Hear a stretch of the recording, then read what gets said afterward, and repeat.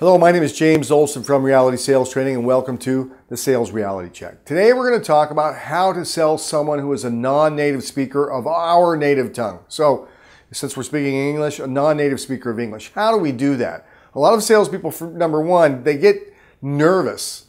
So what I want us to do is relax and slow down. Just speak more slowly. If a non-native speaker, if they're in business, they know how to speak English, but if we start speaking really quickly, it makes it more difficult. It's difficult when we speak quickly with somebody who is a native speaker. And if we start moving around the country, it's difficult also. With a non-native speaker, slow down. Another thing that I find that helps is to let them see our mouths. It just makes it easier if they can see our mouths. For obvious reasons, they can see us speaking, and it just makes it easier. We must be patient. There will be misunderstandings, and a lot of native speakers will say, "What?"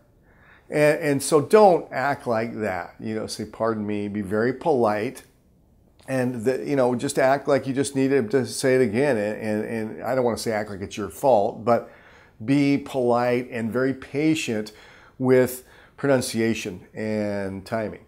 Another thing that I find works with non-native speakers of English is to joke with them. And they can just be silly little jokes. It doesn't have to be anything real esoteric. But if we can create any kind of laughter, that's a great communication tool.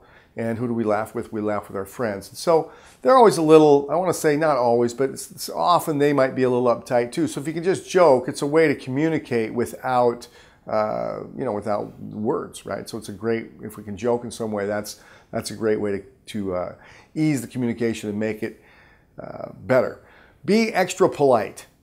Because of miscommunications, different cultures are different, but I just find when dealing with people from different cultures, non-native speakers of English, being extra polite, they really appreciate it, because I think a lot of, again, native speakers speak very quickly and don't really understand that things can be interpreted incorrectly.